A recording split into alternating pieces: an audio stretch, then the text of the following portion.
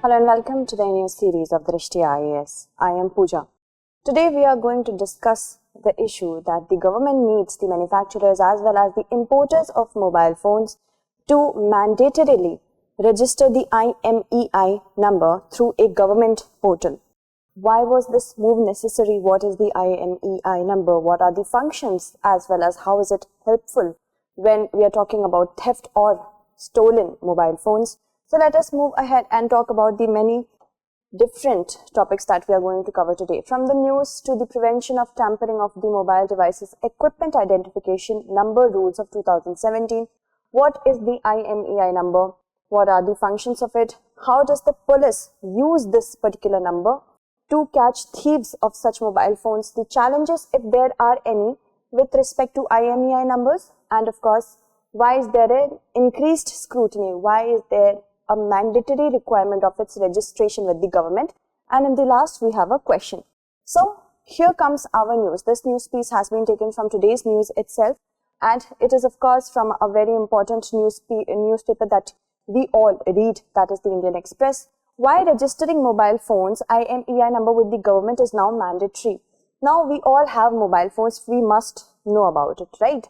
The news, as we see, in a Gazette notification on September 26, the Government of India, by amending the Prevention of Tampering of the Mobile Device Equipment Identification Number Rules of 2017, has made it mandatory to register the IMEI number through a portal. The portal is the Indian Counterfeited Device Restriction Portal, okay? And this notification has come by the Department of Telecommunication, and not only the manufacturers but also the importers of the mobile phones will too have to register the imported phones IMEI through this portal only, okay?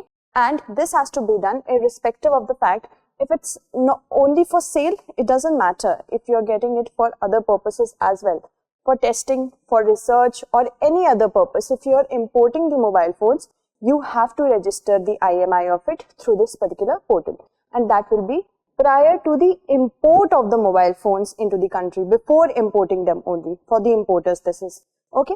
Now moving ahead, let's talk about the rules. The rules go by the name of the Prevention of Tampering of the Mobile Devices Equipment Identification Number Rules of 2017, which were notified by the Ministry of Communication, which comes under the Department of Telecommunication.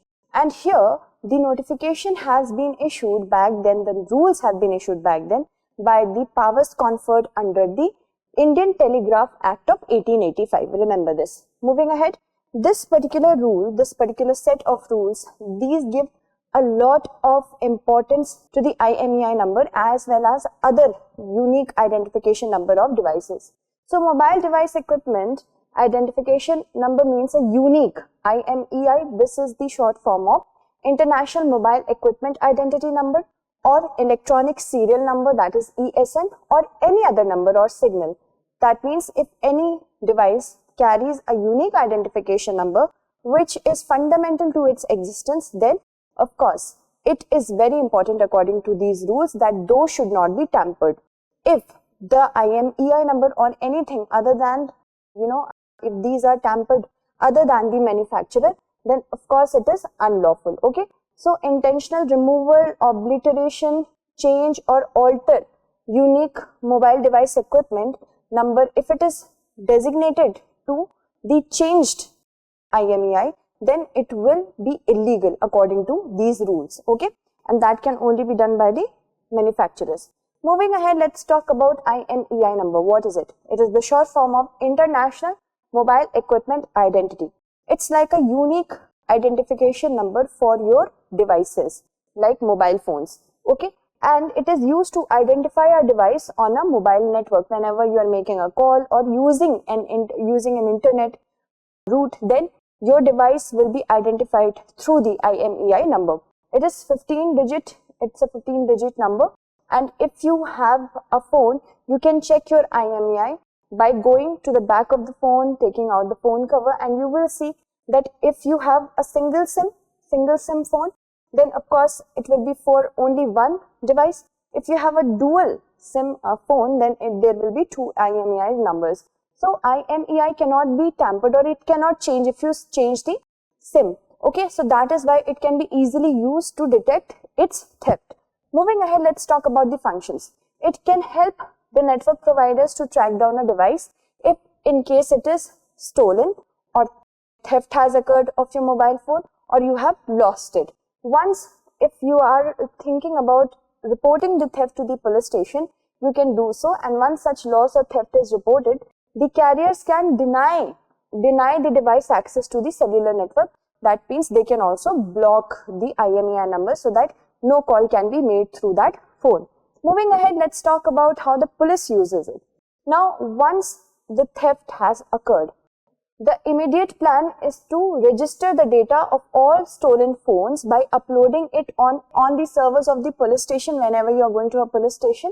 So, servers of the police station and also the crime and criminal tracking networking and system. This is your homework. Do read about this, okay? And police are also helping the victims of such theft cases by registering the complaints on the Central Equipment Identity Register. Okay, so remember these two. If you have lost your phone or if you know somebody who has lost their phone, you can help them through this particular register. Moving ahead, let's talk about the shortcomings of the IMEI number. Sometimes most of the gangs, as have been reported by the police stations themselves, they tend to format the phone, and that sometimes causes distortion of the IMEIs. Apart from that, there are many types of softwares which are available in the market which can change the IMEI number, so the purpose gets defeated. Moving ahead, let's talk about the increased scrutiny, why there was a need. So, in a metropolitan city like Delhi, we see that many cases have been registered of snatching of the mobile phones. Not only that, many other cities such as Bengaluru are also reporting such matters. So, it's a threat to privacy. Privacy comes under the Article 21, right to life and liberty, and it becomes a threat to life and liberty of the person, and that causes a lot of distress to any person. You have so much personal information on your mobile phones, and if that gets stolen, your life could be in danger. So, to curtail the rampant cloning and theft of mobile phones, this particular move has been mandated. And the Communication Ministry has earlier rolled out the Central Equipment Identity Register, in which if any theft has arisen, you can register your IMEI number and complain through here itself. The Identity Register categories mobile phones based on their IMEI status in 3 lists: white, grey and black. In white list, if the IMEI numbers are registered, then they are open to use. They are not blocked. They are free to be used. And in the grey list, although they do not meet these standards, the IMEI carrying devices do not meet these standards, but they can also be used under supervision. If we talk about the black one, these are the blocked ones. Either theft has occurred with the mobile phones or these have been lost. And also this particular register gives the Department of Telecommunication the open hand for lawful interception as well. Remember these. Moving ahead, let us move on and look at our question that I have provided for today. The Prevention of Tampering of the Mobile Devices Equipment Identification Number Rules 2017 was enacted according to the powers conferred under Information Technology Act, the Telecom Regulatory Authority of India Act, Communications Act, or the Indian Telegraph Act. Okay, so answer this. I will take the names of those who have answered this question correctly. Thank you so much for watching.